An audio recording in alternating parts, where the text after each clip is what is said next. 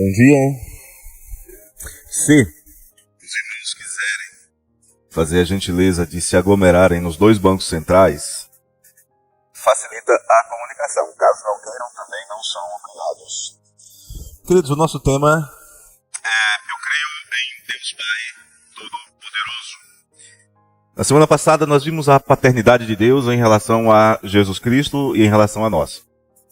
Hoje nós vamos falar sobre o fato de que este Deus, que é o nosso Pai, Ele também é o Todo-Poderoso.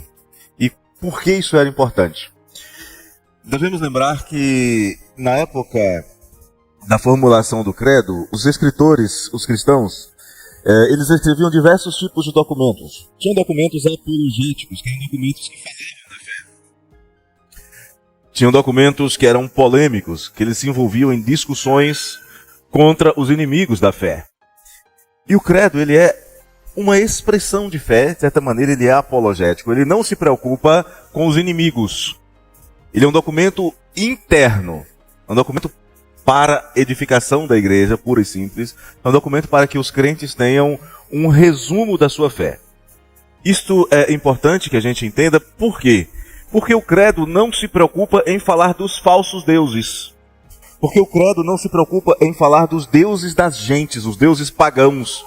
Ele se preocupa pura e simplesmente em falar do Pai, do Filho e do Espírito e sua atuação na igreja, desde que ele é dado até a consumação dos séculos, até a glorificação dos crentes. Então, essa é uma característica importante do credo apostólico. Vamos orar mais uma vez e pedir a Deus que nos dê sabedoria e que nos ajude a guardar na memória estas coisas. Pai querido, nós bendizemos ao Senhor neste momento.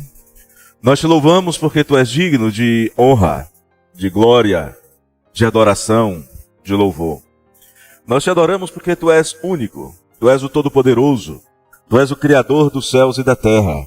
Tu és aquele que detém em suas mãos a soberania sobre todas as coisas, inclusive sobre as nossas vidas e sobre a igreja.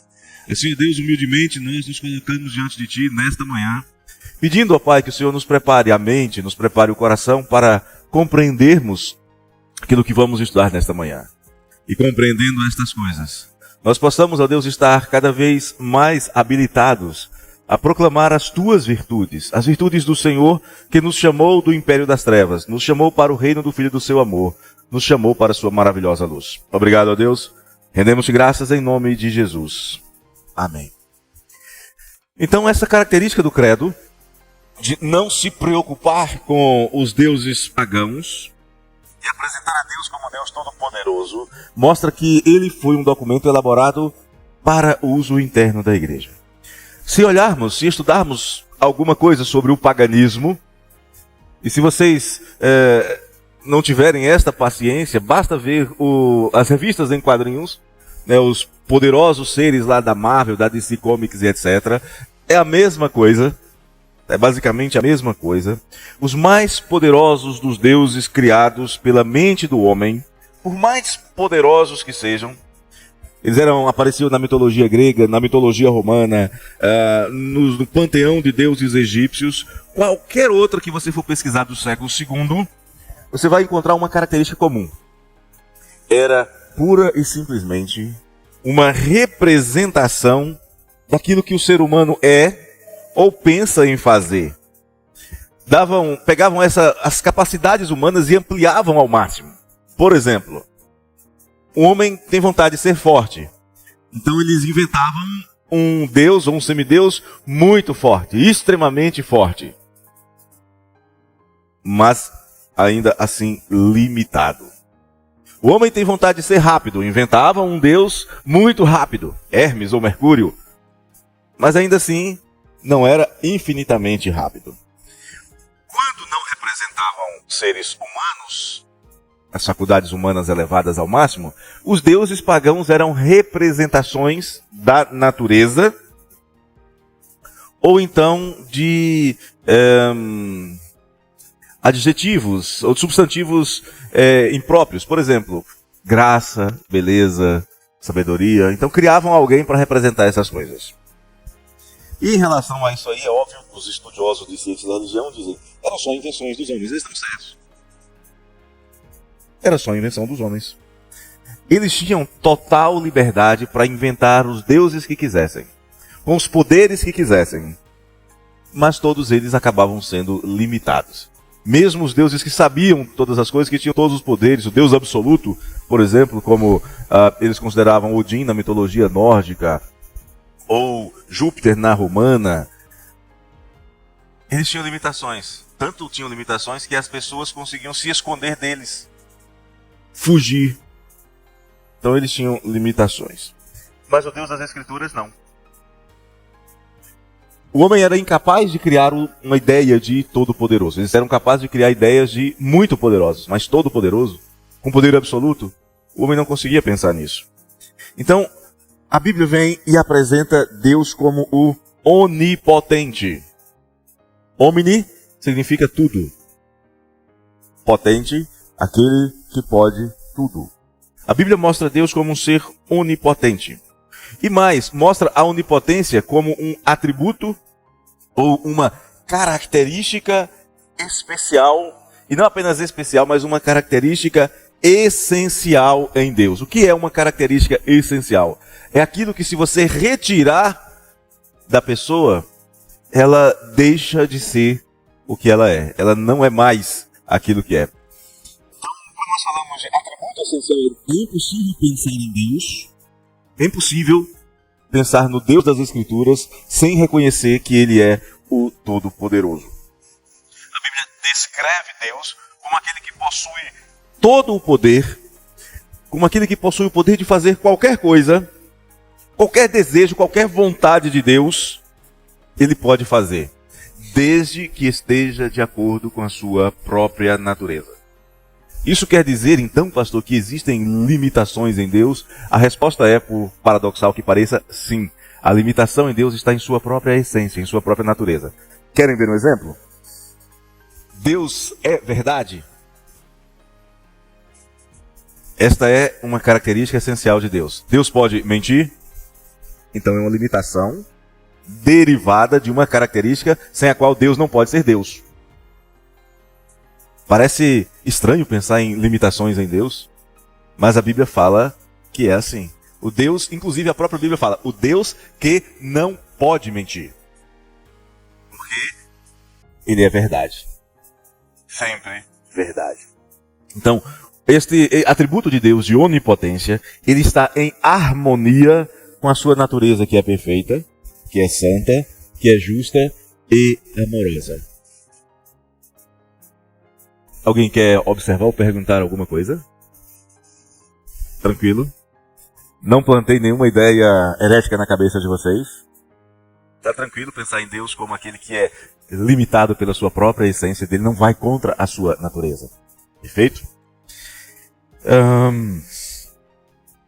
Um pensador chamado A.W. Tozer, um escritor cristão, ele vai ensinar que Deus não pode fazer o que contradiz a Ele próprio. Por exemplo, criar um círculo quadrado. Até porque círculo é uma definição nossa. Ou Deus criou um círculo ou criou um quadrado. Nós apenas observamos e descrevemos. Uma outra coisa que Deus não pode fazer é cometer erros. Por que Deus não pode cometer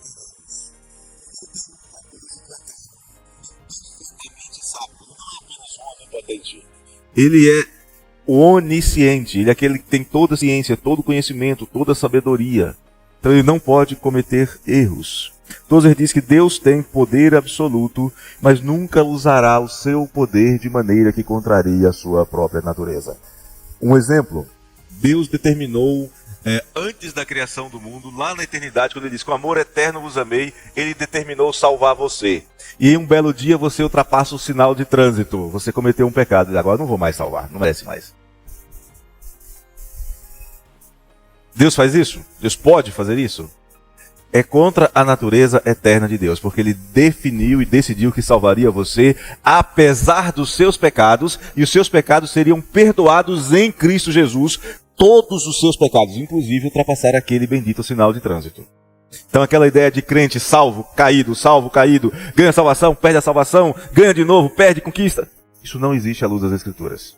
Porque Deus é o mesmo ontem, hoje e eternamente. Ele é o Deus que não muda, como ele diz lá em Malaquias. Então não existe nada no universo que seja difícil demais ou que seja impossível para a execução do plano de Deus. Toda a criação, tudo que foi criado, todo o universo, inclusive os grandes poderes ou os menores detalhes, tudo no universo está contemplado neste exercício de poder ilimitado de Deus. Qualquer coisa que você pensar, mais grandiosa que seja, por mais ínfima que seja, por mais insignificante que lhe pareça, tudo está sob o controle do Deus onipotente. Tudo está incluído no controle da mão poderosa de Deus. Mesmo aquelas que nós olhamos e dizemos, isto é impossível. Deus diz, para mim não. Para mim é possível. Vamos abrir a Bíblia em Jeremias 32:17. Jeremias 32:17.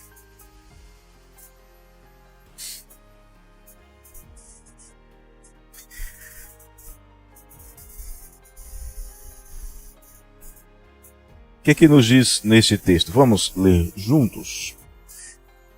Ah, Senhor Deus, eis que fizestes os céus e a terra com o teu grande poder e com o teu braço estendido. Coisa alguma te é demasiadamente maravilhosa. Nada é demais, é o que o Jeremias está falando. Nada é maravilhoso demais, nada é grandioso demais. Deus não olha para nada e diz, isso aqui vai dar trabalho. Não. O que ele quer fazer? Criou o universo inteiro pela força, pelo poder da sua palavra. O que é difícil para Deus? Nada. Agostinho, um dos filósofos, um dos maiores teólogos da igreja do século V, ele descreve, obviamente ele descreve até onde isso é possível. É possível nós descrevermos a onipotência de Deus totalmente? Não. A gente fala sobre ela, fala algo sobre ela, mas definir a onipotência e não deixar nada de fora, para nós é impossível. Ele destaca que o poder divino não está limitado pelo tempo, não está limitado pelas fraquezas humanas e, independente de qualquer circunstância, Deus exerce o seu poder de forma plena, cuidadosa e amorosa. Ele fala o seguinte sobre Deus: és onipotente e cuida de cada um como se só de ti dependesse. Vamos traduzir isso aqui. Ele está dizendo que Deus é o Todo-Poderoso e Ele cuida de você individualmente, porque sabe que você depende totalmente de Deus.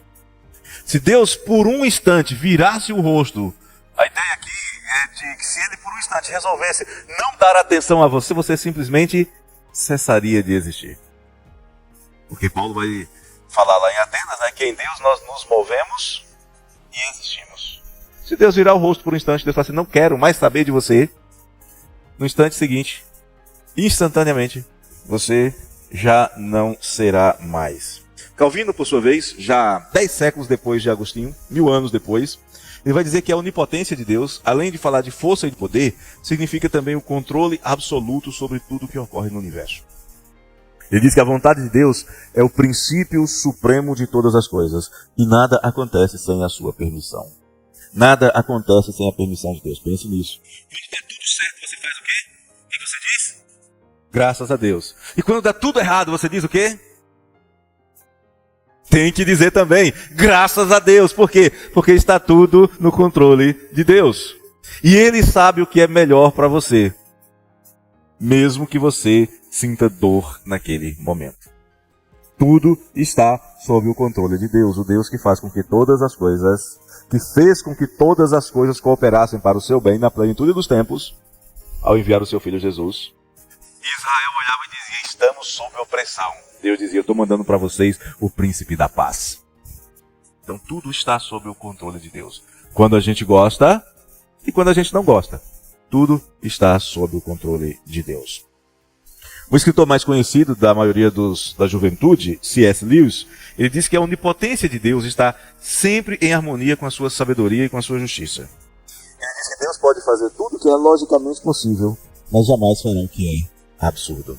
O que vai contra a natureza verdadeira de Deus nunca vai acontecer. Simplesmente porque Deus não fará aquilo que é absurdo. Deus só fará aquilo que é correto de acordo com a sua natureza. Olhando para esse Deus Todo-Poderoso, contrastamos esse Deus com os deuses dos pagãos. Deuses caprichosos, arbitrários, de comportamento reprovável. Quantos aqui conhecem a história de Hércules, os 10 trabalhos de Hércules? Conhecem? Por que Hércules foi obrigado a fazer aqueles 10 trabalhos? Por causa do ciúme da mulher ou da deusa maior do Olimpo. Por que ela tinha ciúme? Porque Hércules era filho de um relacionamento do marido dela com outra mulher. Então tem aí adultério, ciúme, vingança, né? Todo tipo de coisa reprovável. Este é o caráter dos deuses pagãos. Um caráter absolutamente reprovável, caprichoso, arbitrário. No entanto, Deus usa o seu poder, todo o seu poder, para cumprir o seu propósito de abençoar a sua criação. O poder de Deus é usado para sustentar a criação pela força do seu poder. Está lá em Colossenses 1, 16 e 17. E para que no final tudo resulte em louvor da sua glória. Abra aí a sua Bíblia em 1 Timóteo 1, 17. 1 Timóteo 1, 17 diz o seguinte: assim, ao Rei eterno, imortal, invisível, Deus único, honra e glória pelos séculos dos séculos. Amém. Tudo quanto acontece, tudo quanto já aconteceu, tudo quanto acontecerá, tudo que ocorre na sua vida é expressão da onipotência de Deus, conduzindo todas as coisas para louvor da sua glória, mas ao mesmo tempo para a bênção da sua criação. Porque quando chegar o momento de todos nós podermos glorificar a Deus sem a presença do pecado, quem será o maior beneficiado? Deus vai ser mais divino? Deus vai ser mais todo-poderoso? Quem vai ser beneficiado?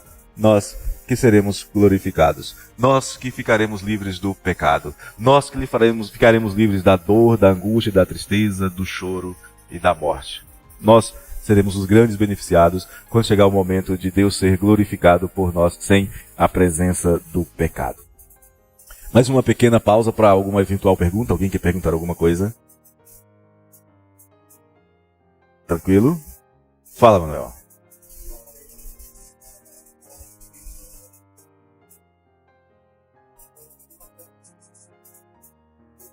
Sim?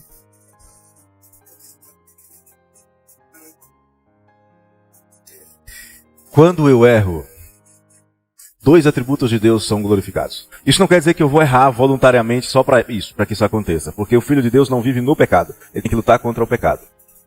Quando eu faço o que é certo, eu glorifico a Deus. Beleza? Tranquilo. E quando eu faço o que é errado, eu glorifico a Deus em sua justiça, porque Ele vai me disciplinar. Isso dói em mim.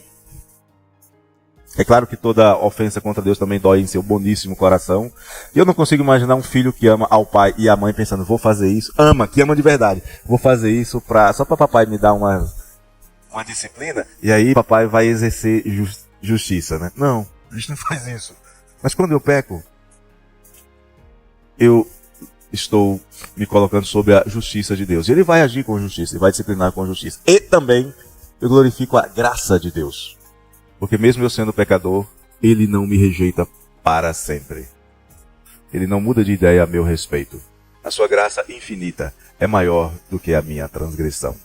Mas, não é porque onde abundou o pecado, superabundou a graça, que eu vou pecar deliberadamente. Pelo contrário, aquele que ama a Deus, obedece os seus mandamentos. Mas também a palavra diz que se pecarmos, temos advogado junto ao Pai, Jesus Cristo o justo. Deus equilibra estas coisas na sua sabedoria. E é muito melhor receber a bênção, estar experimentando a bênção da comunhão com Deus pela graça, do que sofrer a disciplina de Deus. Justa é verdade, mas ainda assim graciosa e misericordiosa. Ok? Tranquilo? Alguém mais? Então, prosseguimos. Se Deus é o Deus Todo-Poderoso, isso vai nos levar a refletirmos sobre uma... que é a seguinte: quantos seres todo-poderosos podem existir? Quantos infinitos podem existir? Só um. Se um é infinito, não sobra espaço para mais nada. Se um é o Todo-Poderoso, o outro não pode ter poder nenhum. Simplesmente o outro não pode existir. Não pode existir dois Todo-Poderosos. Imagine dois Todo-Poderosos, um dizendo eu quero isso e o outro eu não quero. Se um é Todo-Poderoso, ele pode tudo. Mas o outro Todo-Poderoso pode impedir um de agir? Se é Todo-Poderoso também? Logicamente isso é uma loucura. Só de pensar nisso dá aquela, uau, que isso? Não pode. Então só existe um Todo-Poderoso. Deus é único. Não é admissível a ideia de dois seres onipotentes, pois o poder absoluto não pode ser compartilhado. E não podem existir dois absolutos. E a Bíblia questiona isso, por exemplo, em Isaías 45, 6. Abra a sua Bíblia e vamos ler juntos. Isaías 45, 6. Olha só o que Deus diz aí. Isaías 45, 6. Prontos? Para que se saiba até ao nascente do sol e até ao poente que além de mim não há outro. Eu sou o Senhor e não há outro. Quando a Bíblia repetir alguma coisa, você pode ter certeza que o assunto é sério. Ela toda é séria, obviamente, mas quando repete é como se estivesse batendo a mão na mesa e dizendo, ops, presta atenção nisso aqui é importante. Eu sou o Senhor e além de mim não há outro. E mais de uma vez, Isaías pergunta, quem me comparareis? Quem é que vocês vão comparar comigo? Não tenho o que comparar. Não há como comparar nada com Deus. Então, a unidade de Deus significa que Deus é Deus único em sua essência. Deus é o único de sua natureza. Ele é o único que é todo-poderoso. Quando Deus se revela, dizendo, eu sou o que sou, ele enfatiza que não pode haver outro ser como ele. Nem parecido, nem próximo. Não há ninguém que tenha os mesmos atributos de perfeição. E diferente da ideia do politeísmo pagão, daquela crença em uma multidão de deuses, mesmo elaborados pelos avançados filósofos gregos, o máximo que eles chegavam a fazer era criar deuses limitados, tão limitados quanto a capacidade de criação, como a capacidade da mente humana. Eu, quando era adolescente, eu lia muitas histórias em quadrinhos, faço muitas referências a elas até hoje, gosto. E uma das coisas que eu sempre observava é, mesmo o mais poderoso dos poderosos encontrava alguém com quem bater de frente. E às vezes os dois empatavam, entravam numa ideia, num acordo ali porque viam que não iam resolver. E é interessante que chegou um dia que o Stan Lee criou um personagem chamado On Above All. E mesmo o On Above All tinha alguém acima dele. On Above All é aquele que está acima de tudo. Aquele que está acima de todos. Meu inglês é ruim, eu sei. Perdão. Ruim não, é péssimo. Mas mesmo ele tinha alguém acima dele. Alguém mais poderoso que ele. Alguém capaz de apagá-lo da existência. E ele já estava falando literalmente que um dia ele morreria. Então, o máximo que os homens conseguem criar é aquilo que a sua mente consegue imaginar. Não passa disso. Se houvesse dois seres onipotentes, nenhum deles seria realmente onipotente. Nenhum deles seria realmente todo-poderoso. Lembra aquela pergunta? Um pode impedir o mover do braço do outro, o querer do outro? A Escritura diz que ninguém pode impedir o mover do braço de Deus. Ninguém pode deter a ação do Todo-Poderoso. Por quê? Porque ele exerce domínio completo e irrefutável, inquestionável sobre todo o universo. Abra sua Bíblia em Daniel 4:35, por favor. Daniel capítulo 4, verso 35. Olha o que Daniel diz.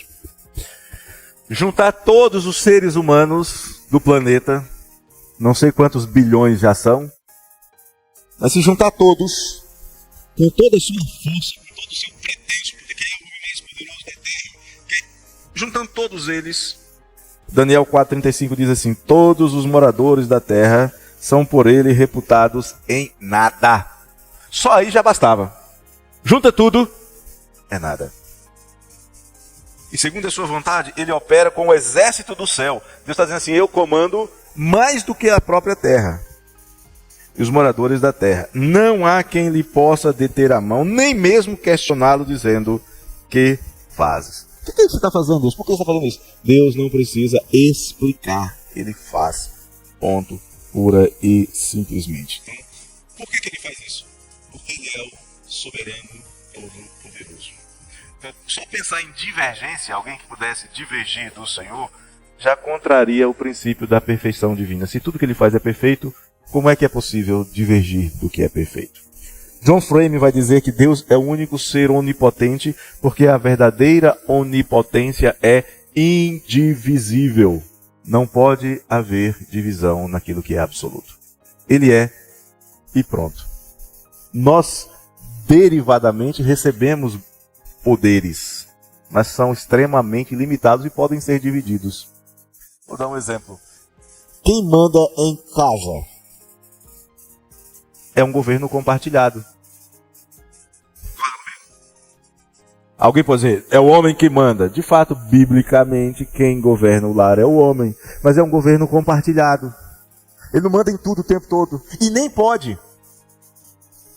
Quer ver um exemplo, Manuel? Que é impossível ao homem mesmo, o mais controlador mandar em tudo o tempo todo, ele não consegue controlar o que a sua esposa está pensando. Ele pode controlar até quantos grãos de arroz são cozidos para o almoço. Pode. Vai dar um trabalho terrível todo dia, mas pode. Mas ele não pode controlar o que a sua esposa está pensando. Não pode controlar o que os seus filhos estão pensando. Ele não pode controlar quantas gotas de água caem de uma torneira na hora que está lavando a louça. Ele não pode. Não pode. Ninguém tem controle absoluto. Só Deus tem controle absoluto. Mais uma pausa. Perguntas? Luiz.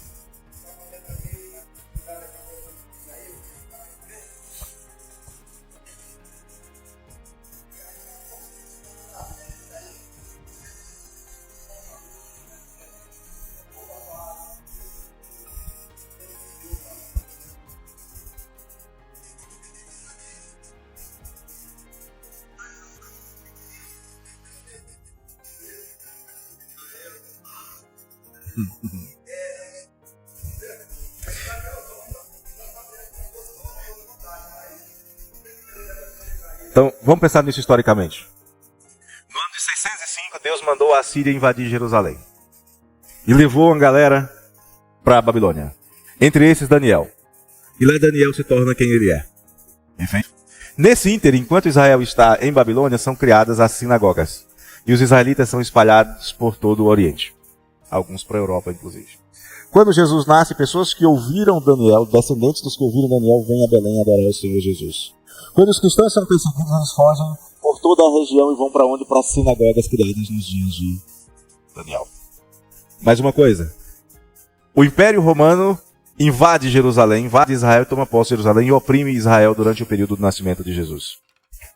A filosofia grega, que era uma filosofia pagã, domina o pensamento daquele tempo.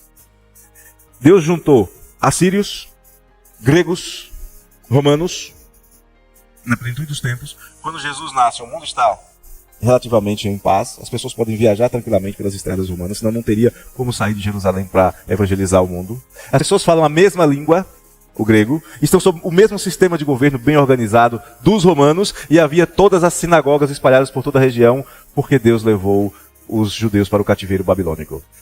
Os conflitos que existiram com gregos, romanos, com assírios, tudo isso foi Deus preparando para a plenitude dos tempos, para que Jesus nascesse e o evangelho pudesse se propagar com grande facilidade. Deus cria os conflitos. É aquela coisa que eu falei lá atrás, pode até doer, mas Deus sabe o que está fazendo, nós não sabemos. Ele tem um propósito eterno, um só propósito, você não acha na Bíblia, a Bíblia falando de propósitos. Qualquer tradução que fala de propósitos de Deus é uma tradução equivocada. Porque nos originais é sempre propósito. O eterno propósito, segundo o beneplácito da sua vontade. Então mesmo esses conflitos estavam sob o controle de Deus. Perfeito? Prosseguimos, senão a gente não termina. Temos mais 20 minutos no máximo. É necessário, é lógico, que Deus seja onipotente. A Bíblia nos apresenta Deus assim, como o Todo-Poderoso. Mas por que isso? Porque sem a onipotência, Deus não seria realmente Deus. Como é que nós podemos adorar um Deus todo-poderoso, um Deus que não pode cumprir a sua palavra, um Deus que pode ser impedido de cumprir a sua palavra? Nós só podemos confiar plenamente em Deus porque Ele é o Todo-Poderoso. Porque Ele pode falar, eu quero fazer, eu vou fazer, e no final das contas fazer. Porque se qualquer das promessas de Deus tivesse falhado, a gente diria, Se ele falhou aqui, ele pode falhar na minha salvação também, então não dá para confiar. Se ele falhou nisso aqui, então pode ser que não tenha novo céu e nova terra, porque alguma coisa pode acontecer nesse meio tempo e impedir o plano de Deus, o propósito de Deus de se realizar.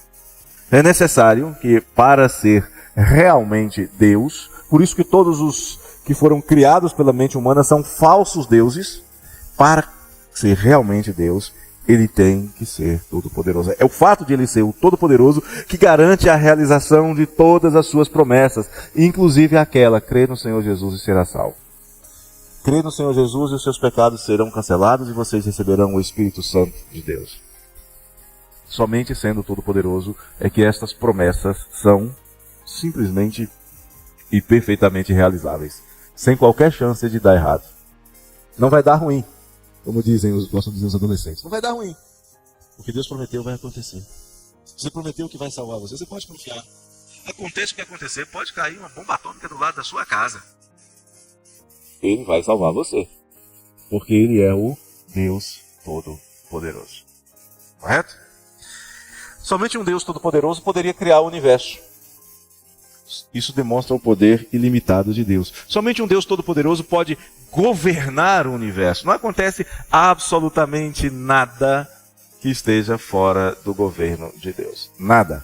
Inclusive as reações químicas que estão acontecendo no cérebro de vocês nesse exato instante, para que estas coisas possam ser assimiladas. Isso está sob o controle onipotente de Deus. As tuas lutas familiares estão sob o controle de Deus. Seus problemas no trabalho, as suas conquistas na escola, vamos falar só de coisa ruim, tudo está sob o controle de Deus. Sabe aquele momento que você chega em casa arrebentado de um dia difícil de trabalho e o seu filho ou a sua filha olha para você e te dá aquele sorriso, aquele abraço? Deus preparou aquilo para confortar o seu coração. Tudo está sob o controle do Deus onipotente. Tudo, absolutamente tudo. O universo só continua existindo porque está sob o controle de Deus e das leis que Ele criou. Vamos falar rapidamente sobre alguns aspectos importantes da onipotência. Aliás, antes disso, o poder onipotente de Deus é mostrado sobre a criação. Ele divide o mar em Êxodo 14. Está demonstrado no poder dele de controlar as nações. Ele estabelece e depõe reis. A gente vê isso em Daniel. Lá quando aparece a mão escrevendo na parede, Deus diz para Belsazar: acabou o seu reino, vai vir outro reino agora. Ele quem tira, ele quem põe. O governo de Deus sobre a vida e sobre a morte. Lembra quando Jairo chega para Jesus e diz: vem e a minha filha viverá? E chega lá, a menina está morta, e ele diz: levanta, menina. Eu tenho muita coisa para tu fazer aqui. Levanta. Lázaro, 4 dias depois, todo mundo dizia: é impossível. A própria ressurreição de Jesus, Deus tem controle absoluto sobre todas as coisas. Ok? Perguntas? Temos mais um ponto para prosseguir. Vamos ver um pouquinho sobre a onipotência de Deus em relação às coisas criadas e em relação à igreja. Por exemplo, em relação à criação. Deus criou e a criação só está aí do jeito que está porque Ele preserva. Nele, o universo continua existindo. Tudo que existe, desde as galáxias até as coisas mais ínfimas, tudo está sob o controle de Deus. Lucas 21, 28, por favor. Vamos abrir nesse texto. Lucas 21, 28.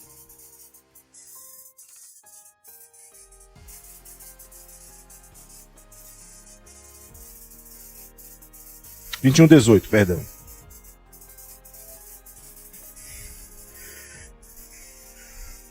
Olha o que Deus está dizendo, que se Ele não quiser, nem um só fio de cabelo vai cair da sua cabeça. Alguém só fica carequinha porque Deus quer. E os que não ficam, não é porque usam os melhores shampoos, é porque Deus assim quer. É Ele que está dizendo. Não estou usando ninguém aqui como exemplo, não. É Ele quem diz isso. Deus é quem mantém o universo em perfeita ordem. Os dias se sucedem com a mesma duração. Os meses, a gente só pode até mudar o tanto de dia de um mês para outro, como já aconteceu. Mas os dias vão se suceder um após o outro do mesmo jeito. As estações continuam se sucedendo uma após a outra do mesmo jeito. Tudo reflete a sabedoria de Deus na criação. Ele criou assim. Ele estabeleceu leis que ordenam a nossa existência. Os estudiosos dizem, isso é coisa da natureza. É, sim, claro que é. Foi Deus quem criou a natureza. São as leis da natureza, sim, sem sombra de dúvida. Deus estabeleceu tais leis. A ciência, ela descreve, ela entende ou não, ela interpreta, às vezes errado, mas ela só é capaz de ver o que Deus criou. Ela não cria absolutamente nada. E uma outra coisa importante em relação à criação é o propósito. Nada está aqui por acaso. O universo foi feito para refletir a glória de Deus. Abra aí no Salmo 19, verso 1.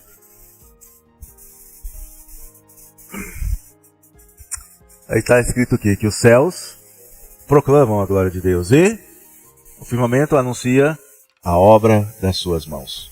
Simples assim. Tudo tem um propósito. E qual é o propósito? A sua vida tem um propósito. Qual é o propósito? A glória de Deus. Tudo que está dentro do propósito de Deus é óbvio que é perfeito. E o que hoje é imperfeito será aperfeiçoado. Quer dizer então que tudo que eu faço tem que ser para a glória de Deus. E onde é que eu fico nessa história? Eu vou experimentar a bem-aventurança de estar eternamente diante do Deus glorioso. Quer algo melhor do que isso? É muito melhor você estar dentro do propósito de Deus e experimentar essa bem-aventurança eterna do que você ter uma pequena conquista aqui e ficar só nisso. Lembra do que Jesus fala para os fariseus, para os escribas? Quando eles faziam as suas demoradas orações nas praças para serem vistos pelos homens, e as pessoas diziam, olha como fulano é piedoso, passa 2 horas em pé ali na praça orando. As pessoas, os fariseus, antes de sair de casa, quando eles estavam jejuando, eles davam uma bagunçada no rosto para parecer contristado, e as pessoas diziam, puxa, fulano está jejuando. Já receberam a recompensa, porque faziam para a sua própria glória. Mas quando nós fazemos para a glória de Deus, nós receberemos a melhor das recompensas. Viveremos eternamente na presença do Senhor, em cuja destra há delícias perpetuamente. Salmo que eu gosto de falar bastante aqui. E em relação à igreja, o que tem a ver a onipotência de Deus com a igreja? Tem alguma ligação? Deus Todo-Poderoso, igreja? Alguma ligação? Tem? Primeiro, a onipotência de Deus garante que a obra de salvação vai se realizar completamente e exclusivamente pelo poder de Deus. Romanos, capítulo 1, verso 16. Vamos ver o que diz Romanos 1, 16. No mundo que amava filosofia, cheio de mitologias, várias correntes filosóficas diferentes, olha o que Paulo diz: eu não me envergonho do Evangelho. Por quê? O Evangelho é o poder de Deus para a salvação de todo aquele que crê. Primeiro do judeu e também do grego. Não me envergonho do Evangelho, que eu sei que é o poder de Deus para a salvação. Então, se Deus diz que vai salvar pelo poder do Evangelho, é pelo poder do Evangelho que vai salvar.